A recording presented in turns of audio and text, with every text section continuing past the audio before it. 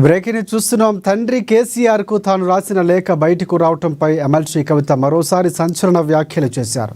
శుక్రవారం మీడియా ప్రతినిధులతో చిట్చాట్ చేశారామె.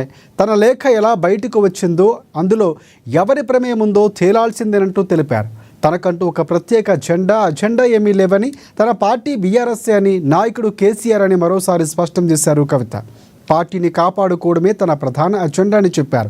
పార్టీలో కేసీఆర్ నాయకత్వాన్ని తప్ప మరొక నేత నాయకత్వాన్ని తాను ఒప్పుకునే ప్రసక్తే లేదని కుండ బద్దలు కొట్టారు కవిత. బీజేపీ వైపు బీఆర్ఎస్ చూడొద్దు, బీజేపీతో పొత్తు పెట్టుకొని బాగుపడ్డ పార్టీలు చరిత్రలో లేవని కీలక వ్యాఖ్యలు చేశారు ఆమె.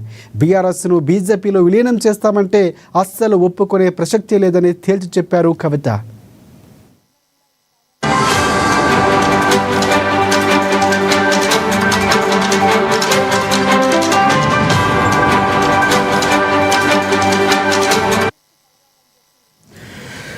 తండ్రి కేసీఆర్కు తాను రాసిన లేఖ బయటకు రావడంపై ఎమ్మెల్సీ కవిత మరోసారి సంచలన వ్యాఖ్యలు చేశారు. నిన్న మీడియా ప్రతినిధులతో మాట్లాడారు. ఈరోజు కూడా మీడియా ప్రతినిధులతో మాట్లాడుతూ చిట్చాట్ నిర్వహించారు. తన లేఖకు సంబంధించి ఏం మాట్లాడారో పూర్తి అప్డేట్స్ అందించేందుకు మా ప్రతినిధి భవిత మనకి ఫోన్లో సిద్ధంగా ఉన్నారు. భవిత, చెప్పండి.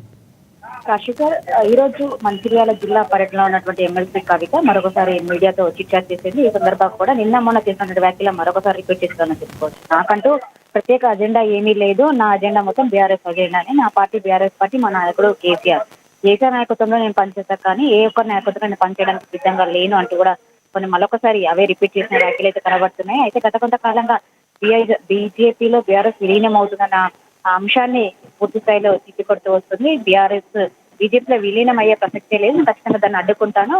నేను లిక్కర్ స్కామ్ లో జైల్లో పోయినప్పుడే ఆ ప్రక్రియ మొదలైంది. నేను అప్పటి నుంచే నాకు వచ్చినటువంటి వార్తను నేను ఖండించాను. ఖచ్చితంగా బీఆర్ఎస్ బీజేపీలో విలీనం చేయకూడదని చెప్పేసి నేను చెప్పాను. ఆ నేపథ్యంలోనే నేను ఎన్ని రోజులైనా కూడా జైల్లో ఉంటానే తప్ప బీఆర్ఎస్ ని బీజేపీలో విలీనం చేయడానికి ఒప్పుకోకూడదు అని చెప్పేసి కూడా నేను క్లియర్ గా చేశారు కూడా చెప్పాను అనే విషయాన్ని మరొకసారి ఈరోజు ప్రస్తావించిన సందర్భం అయితే కనబడుతుంది. నేను లేఖ రాస్తే తండ్రికి తప్పేముంది, ఇలాంటి లేఖలు చాలా రాశాను. ఇలాంటి లేఖలు రాసిన ప్రతిసారి కూడా కేసీఆర్ దాన్ని చూడడం, దాన్ని వెంటనే చింపేసి డస్ట్బిన్ లో వేశారే తప్ప ఈసారి మాత్రం బయటికి ఎందుకు లేఖ వచ్చింది, ఇది కావాలనే కుట్రకోణం దాగుంది. ఒక కుట్రతోనే, అంటే నన్ను ఇబ్బంది పెట్టాలనే అంశంతోనే ఈ లేఖను మరొకసారి వీళ్ళు బయట పెట్టారనే అంశాన్ని కూడా ప్రస్తావిస్తూ వచ్చింది. ఖచ్చితంగా నేను ఆ లేఖను ఎవరు బయట పెట్టాలో బయటికి తీయండి, వాళ్ళని పట్టుకోండి అని చెప్తున్నాను అంతే తప్ప నాకంటూ ఇంకా వేరే అంటే అజెండా ఏమి లేదు. పార్టీ పెట్టడం కావచ్చు, అంటే నేను కాంగ్రెస్ లో పోతున్నటువంటి వార్తలన్నీ కూడా అసత్యం అన్న అంశాన్ని అయితే ఈరోజు మరొకసారి చెప్పిన సందర్భం అయితే కనబడుతుంది. రైట్ భవిత, ప్రధానంగా అంటే లేఖ విడుదలకు సంబంధించి ఎవరిని టార్గెట్ చేస్తున్నారంటే కేటీఆర్ పేరు ప్రధానంగా వినిపిస్తుంది. నిన్న మాటలకి ఈరోజు మాటలకి అంటే పొత్తుకు సంబంధించి గతంలో చర్చలు జరిగాయి, ఒక వ్యక్తి అందులో కీలకంగా బీఆర్ఎస్ నుంచి పనిచేశారు అనేటువంటి వ్యాఖ్యలకు సంబంధించి ఈరోజు మళ్ళీ స్పందించడం ఏమైనా అధిష్టానం నుంచి కేసీఆర్ నుంచి పిలుపుతో ఆమె మాటలో ఏమైనా మార్పు వచ్చిందంటారా, లేకపోతే క్లియర్ కట్గా కేసీఆర్కి సంబంధించి కేటీఆర్పై ఏదైతే విమర్శలు వస్తున్నాయో కేటీఆర్కి తనకి పడట్లేదని అదోసారి మాట్లాడేందుకు, క్లారిటీ ఇచ్చేందుకు కవిత మాట్లాడారనుకోవచ్చా?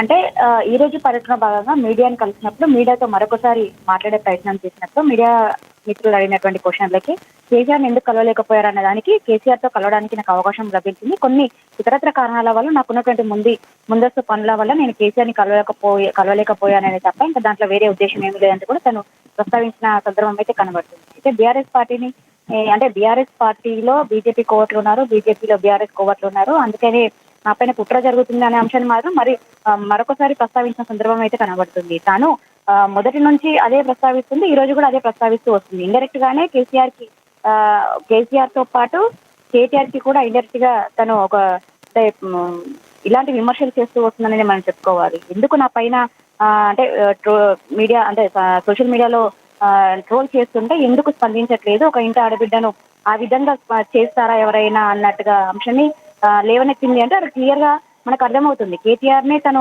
సోషల్ మీడియాని ఎక్కువ వాడేది, ట్విట్టర్ ని వాడేది కేవలం కేటీఆర్ కాబట్టి కేటీఆర్ ని ఉద్దేశించి ఆమె తీవ్రంగా ఇట్లాంటి వ్యాఖ్యలు చేస్తుందనే అంశం అయితే క్లియర్ గా అర్థమవుతున్న సందర్భం అయితే కనబడుతుంది. Right. Thanks for updates Bhavitha.